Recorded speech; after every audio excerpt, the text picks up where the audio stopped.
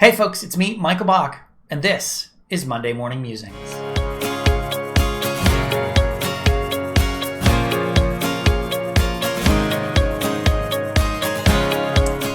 Happy Monday. I hope this finds you well, safe, and healthy. If you're new to my channel, welcome. Thanks so much for stopping by. Please do remember to subscribe by clicking on the link, which is somewhere around me. You'll find it. I don't know. It says subscribe. Just click on it. It's good. To find out whenever I post a video, which is every Monday except when I forget, and I do it on Tuesday. Sometimes I forget altogether. I take vacations. I'm pretty inconsistent, actually. But I'd love it if you would subscribe to my channel. I want to talk about something that's trending on Twitter, and that is the hashtag Cancel Canada Day.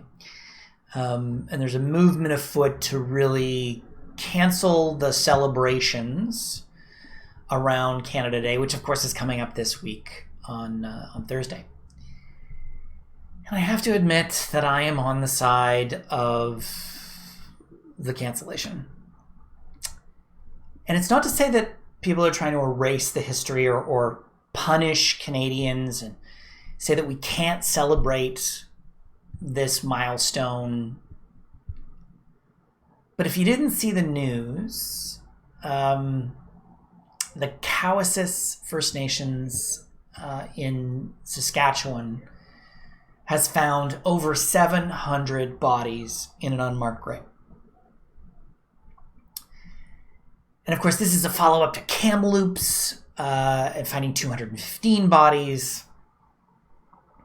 And it just seems really inappropriate to be celebrating a country that is now in the crosshairs on genocide. And there's no doubt that we as a country committed genocide. The government did, the Catholic Church did. There's no way to describe that. There are thousands of bodies. Keep in mind, Cowessess is the second First Nations or second residential school to be scanned, and there were over 130 residential schools across the country. So we're looking at thousands. Murray Sinclair, the senator who ran the Truth and Reconciliation Commission, has said it's like 6,000 plus. We're tip of the iceberg. It seems really inappropriate to be celebrating a country that has done such evil things. And I recognize that it's not done today, and no one is trying to erase history. We're not trying to rewrite the past. What we're trying to do is rewrite the future, to acknowledge the pain and suffering of our Indigenous cousins and the things that were done to them for those that survived the residential schools. So what I would encourage you to, and I would encourage you to check out the hashtag Cancel Canada Day on Twitter, because you'll see a whole bunch of tweets, some in favor of canceling Canada Day, and a whole bunch of people, predominantly white men. Everyone I saw was a white man speaking out about how we shouldn't cancel Canada Day, which really shows a lack of understanding of the lived experiences of Indigenous peoples. And on top of that, we've got a video out from a priest in Mississauga who said during a sermon that we should be focusing on the good done by the Catholic Church on residential schools. And I'll post that video down below. I would encourage you to, instead of blowing up fireworks at some ungodly hour in your neighborhood or at the cottage or wherever, I would encourage you to take a moment to think about the more than 900 children that we have found thus far in 2 residential schools and how they lost their lives. And think about what you can do as an individual to work towards reconciliation, because we've all got a role to play, and it's important that we all step up and play that role. That's it for me. Thanks so much for watching.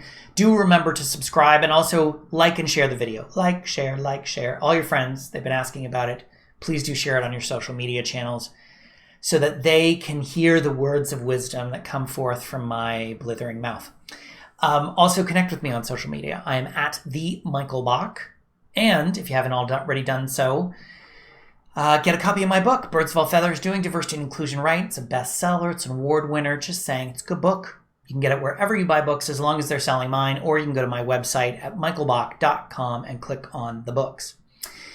Lastly, I'm doing a new thing every Tuesday and Thursday for the rest of June and July, 5 o'clock. It's called Live at 5, at 5 o'clock Eastern. I grab a glass of wine and I go live on my social media channels on LinkedIn, YouTube, Instagram, and Facebook.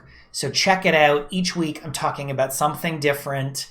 And it's live, so you can engage with me. You can comment. I'll say your name out loud.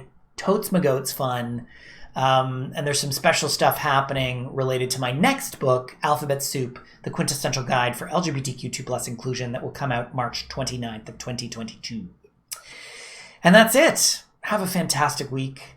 Enjoy your long weekend if you're getting one. And I'll see you next Monday for another episode of Monday Morning Musings.